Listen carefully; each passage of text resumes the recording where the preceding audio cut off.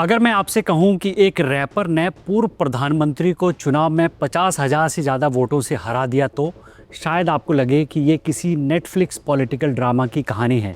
लेकिन ये हकीकत है। आज की हकीकत नेपाल में बालेंद्र शाह यानी बालेन एक हिप हॉप रैपर से नेशनल पॉलिटिकल फिनोमिनन बन गए हैं। जी हाँ, नेशनल पॉलिटिकल फिनोमिनन।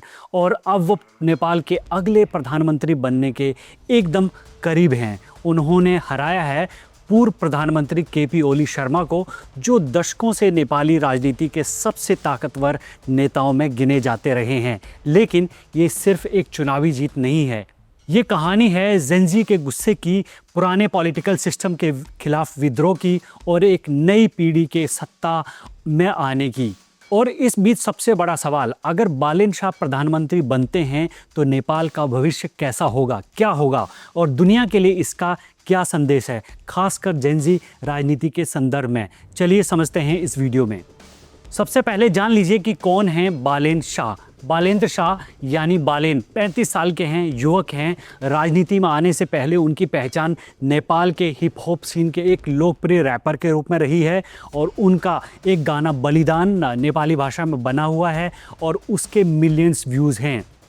गाने में सिस्टम से नाराज़गी और बलिदान की बात होती है और दिलचस्प बात ये कि बालेन पारंपरिक नेता नहीं है, यानी कन्वेंशनल लीडर नहीं है और ना ही उनके पीछे पॉलिटिकल डायनेस्टी है और ना ही दशकों का पार्टी अनुभव। असल में 3 साल पहले तक वो काठमांडू के मेयर थे। इसके बाद उन्होंने ज्वाइन की राष्ट्रीय स्वतंत्र पार्टी यानी आरएसपी। ये पार्टी 2022 में बनी एक नई राजनीतिक पार्टी है और अब यही पार्टी नेपाल के चुनाव में बड़ी जीत की ओर जाती दिख रही है। ये रफ्तार नेपाली राजनीति में लगभग अभूतपूर्व है, अनप्रेसिडेंटेड है। लेकिन बालेन शाह की कहानी समझने के लिए हमें 2025 के जेनजी प्रोटेस्ट की ओर जाना होगा, उन्हें समझना होगा। सितंबर 2025 में नेपाल में बड़े पैमाने पर प्रोटेस्ट हुए, प्रदर्शन हुए। ट्रिगर क्या था? ट्रिगर ये था कि सोशल मीडिया पे बैन हो गया था। उस समय के प्रधानमंत्री केपी ओली शर्मा ने सोशल मीडिया प्लेटफॉर्म्स पर बैन लगा दिया था, रोक लगा दी थी। डिजिटल दुनिया में पली बढ़ी जेनजी पीढ़ी सड़कों पर उतर आई, लेकिन धीरे धीरे ये आंदोलन सिर्फ सोशल मीडिया बैन तक सीमित नहीं रहा। ये बन गया एक बड़ा मूवमेंट, भ्रष्टाचार के खिलाफ मूवमेंट, नेपोटिज्म यानी परिवारवाद के खिलाफ मूवमेंट और नौकरियों की कमी के खिलाफ विद्रोह। नेपाल में युवा बेरोजगारी 20% से ज़्यादा है और लाखों नेपाली नौकरी की तलाश में गल्फ़ कंट्रीज़ में जाते हैं, मलेशिया में जाते हैं और यहाँ तक कि इंडिया भी आते हैं। इसी निराशा ने सड़कों पर गुस्से का रूप ले लिया। दुर्भाग्य से इन प्रदर्शनों पर कड़ी कार्रवाई हुई। उस दौरान 77 लोगों की मौत हुई, जिनमें से ज़्यादातर प्रोटेस्टर थे यानी प्रदर्शनकारी थे। इसी दौर में बालेन शाह खुले तौर पर प्रदर्शनकारियों के समर्थन में आए। उन्होंने ओली सरकार की कड़ी आलोचना की और यंग मतदाताओं के लिए वो बन गए एक प्रतिरोध की आवाज़। 2026 का चुनाव दरअसल बन गया 2 पीढ़ियों के बीच का मुकाबला।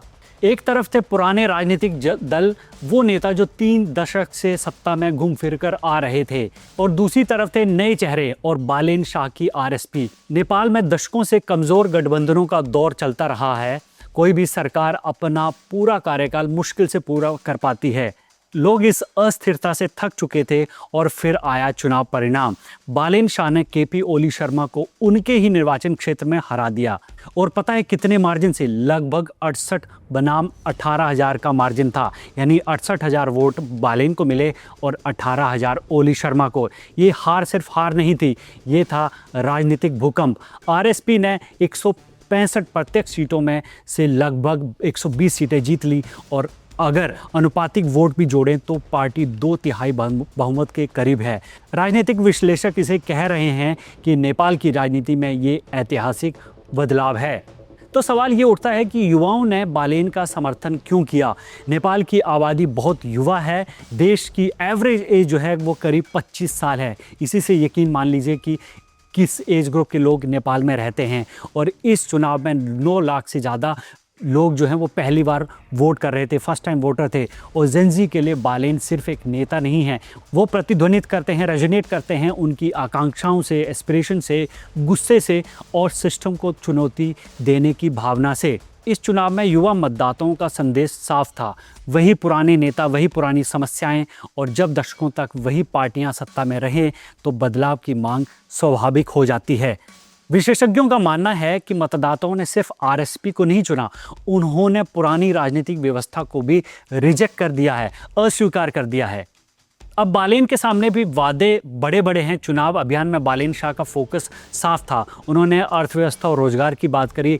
उनके घोषणा पत्र यानी मैनिफेस्टो में कुछ बड़े वादे किए गए थे, जैसे 12 लाख नई नौकरियां देंगे, मजबूरन विदेश जाने के ट्रेंड को कम करेंगे, प्रति व्यक्ति आय $1,447 से बढ़ाकर $3,000 तक करेंगे और नेपाल की अर्थव्यवस्था को $100 बिलियन तक यानी जीडीपी को वहाँ तक ले जाएंगे। इसके साथ साथ सामाजिक सुरक्षा की योजनाएं भी उनके मैनिफेस्टो में हैं, जैसे हेल्थ केयर इंश्योरेंस की बात की गई है और आर्थिक सुरक्षा तंत्र की बात भी की गई है। लेकिन ये लक्ष्य आसान नहीं है, क्योंकि नेपाल की अर्थव्यवस्था काफ़ी हद तक विदेशों से आने वाली रिमिटेंस यानी विदेशी मुद्रा पर निर्भर करती है। जो लोग नेपाल से बाहर जाके काम करते हैं, उनके द्वारा भेजे गए धन से इनकी अर्थव्यवस्था ज़्यादातर चलती है।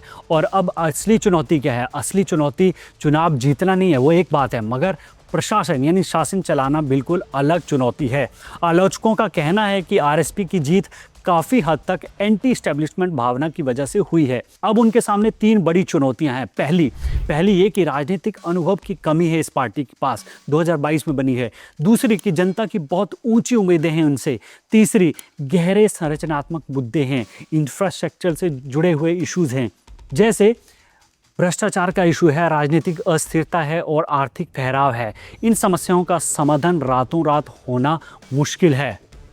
अब इस चुनाव और इस नतीजे का अंतर्राष्ट्रीय असर भी है।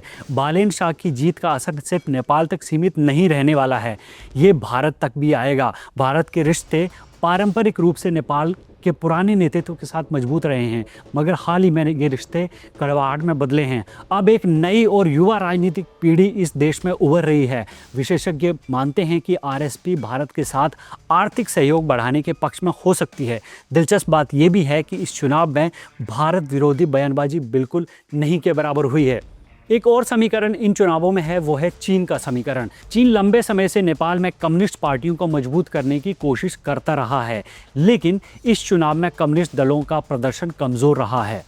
इससे क्षेत्रीय राजनीति में भी कुछ बदलाव आ सकते हैं।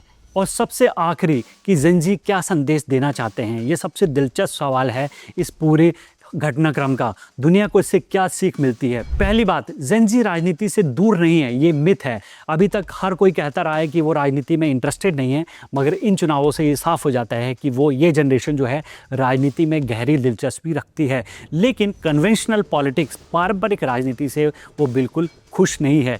दूसरी बात, जेनजी के मुद्दे बहुत स्पष्ट हैं, बहुत क्लियर एजेंडा है उनका। उनको रोज़गार चाहिए, उनको ट्रांसपेरेंसी चाहिए, उनको अकाउंटेबिलिटी चाहिए और करप्शन का अंत चाहिए।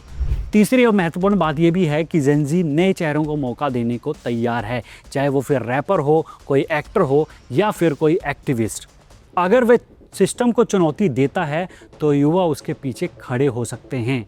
बालेन की कहानी असाधारण कहानी है, एक रैपर, एक मेयर और अब संभावित नेपाल के प्रधानमंत्री। लेकिन ये सिर्फ एक व्यक्ति की कहानी नहीं है, ये कहानी है एक पीढ़ी की, एक जनरेशन की।